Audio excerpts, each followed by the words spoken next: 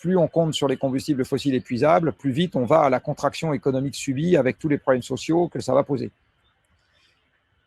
Dans cette affaire, le nucléaire est un amortisseur de la décroissance. Donc moi, j'ai jamais cru au nucléaire comme une manière d'avoir la croissance perpétuelle. C'est pas ça qui m'intéresse dans le nucléaire. Je ne crois pas à la croissance perpétuelle, même avec le nucléaire. Par contre, c'est un amortisseur de la décroissance, donc ça permettra de décroître moins vite que si on l'a pas.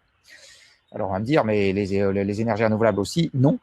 Malheureusement, il faut 10 à 100 fois plus de métal par kilowattheure produit quand on fait du solaire ou de l'éolien que quand on fait du nucléaire.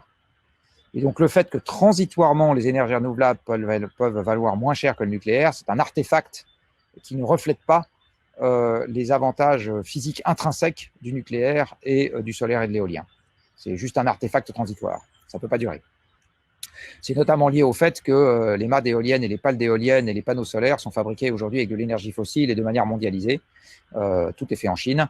Le jour où on n'aura que des éoliennes et des panneaux solaires pour faire en France des éoliennes et des panneaux solaires avec le cuivre français issu des mines françaises que nous n'avons pas, le fer français issu des mines françaises que nous n'avons pas non plus, etc., on en reparlera du prix. C'est évident que ça ne sera pas du tout le prix actuel. Donc le nucléaire, et il vaut moins cher pour une raison très simple, enfin où il demande moins de moyens, c'est que l'énergie nucléaire est 1 million de fois plus puissante que l'énergie chimique. Vous avez autant d'énergie dans la fission d'1 gramme d'uranium que dans la combustion d'une tonne de pétrole. À cause de cette caractéristique physique intrinsèque, vous avez besoin de dispositifs qui sont intrinsèquement petits pour avoir de grandes quantités d'énergie. Donc même si c'est beaucoup de béton dans une centrale, parce que c'est dangereux à l'intérieur, c'est quand même moins de béton par kilowattheure produit qu'avec des éoliennes.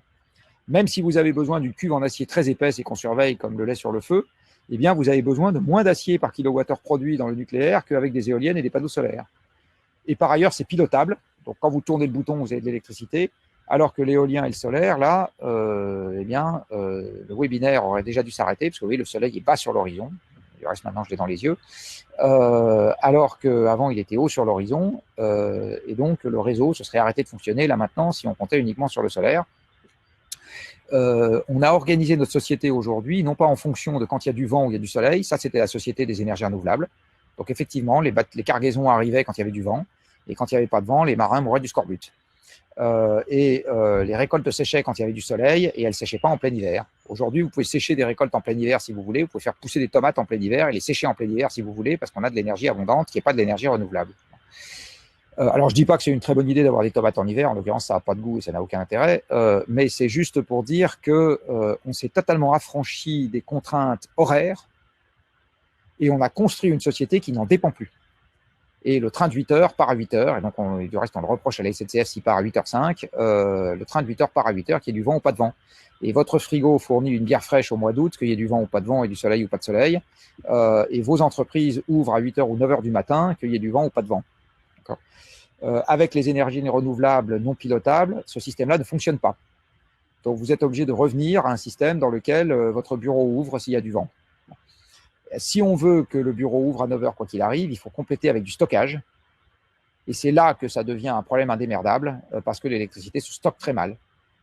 C'est la raison pour laquelle la voiture électrique n'a jamais pris le pas sur la voiture à pétrole. C'est parce que c'est très très difficile de stocker dans la voiture suffisamment d'électricité pour lui permettre d'aller loin. Il a fallu des prouesses technologiques récentes pour que ça commence à devenir possible. Donc, en ce qui concerne l'électricité, jamais les batteries ne permettront de stocker suffisamment d'électricité sur un réseau pour qu'il fonctionne uniquement avec des éoliennes et des panneaux solaires. Je n'ai pas le temps de développer, mais c'est bien sûr que quand on fait les calculs, on se rend compte que ça ne marchera jamais. Donc, les énergies renouvelables ne permettront jamais de se défaire totalement des énergies fossiles dans la production électrique, parce qu'il y aura toujours besoin d'un dispositif pilotable qui soit là pour prendre le relais quand il n'y a pas de vent et pas de soleil. Donc, en fait, contrairement à l'idée qu'on peut penser, ça ne permet pas de décarboner totalement la production électrique, ça permet de commencer à la décarboner, mais on n'ira pas jusqu'au bout du chemin avec juste de l'éolien et du solaire. Donc la raison pour laquelle j'aime le nucléaire, c'est parce qu'il permet d'aller plus vite à moyen donné pour virer des centrales à charbon, c'est ça qui m'intéresse, et que comme il permet de préserver une plus grande quantité d'énergie dans un monde où l'énergie va se contracter de toute façon, il permet d'amortir la chute de l'économie et donc d'amortir la désagrégation des sociétés. Et plus on remplace des centrales à charbon par du nucléaire, et plus on baisse le risque global, et plus je suis un homme heureux.